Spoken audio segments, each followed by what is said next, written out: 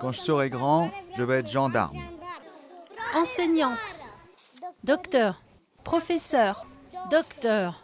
Ils sont 21 élèves dans cette classe. 13 d'entre eux sont roms. Peut-être qu'eux aussi accompliront leur rêve d'avenir. Car ici, à l'école de Darvari, dans le sud de la Roumanie, on lutte contre la discrimination. L'établissement a mis en place avec une ONG un programme contre l'abandon scolaire et pour l'intégration des Roms. Il n'y a pas de différence entre les enfants d'ethnie rome et ceux qui ne le sont pas. Ils jouent ensemble, ils mangent ensemble, ils étudient ensemble dans la même classe, ils sont voisins, ils habitent la même rue, ils sont côte à côte à l'école.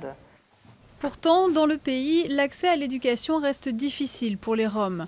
19% des jeunes de 18 à 29 ans ne sont jamais allés à l'école, contre seulement 2% pour le reste de la population.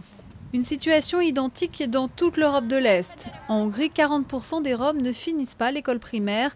Même si la ségrégation est interdite, elle reste profondément ancrée dans la société.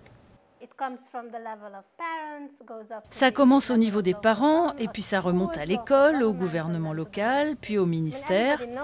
Tout le monde sait ce qui devrait être fait, mais personne ne veut prendre le risque politique de mettre un terme à la ségrégation. Car si vous le faites, le parti politique que vous représentez en subira les conséquences. Des discriminations aux conséquences lourdes pour l'ensemble de la société. Si nous avons trop d'enfants mal instruits ou pas instruits du tout, ils n'apporteront aucun bénéfice économique à la société. Les Roms, mais surtout la population majoritaire, doivent comprendre ça. En 2008, le Parlement européen a demandé à la Commission d'établir un plan d'action communautaire pour l'intégration des Roms. Une demande restée pour l'instant lettre morte.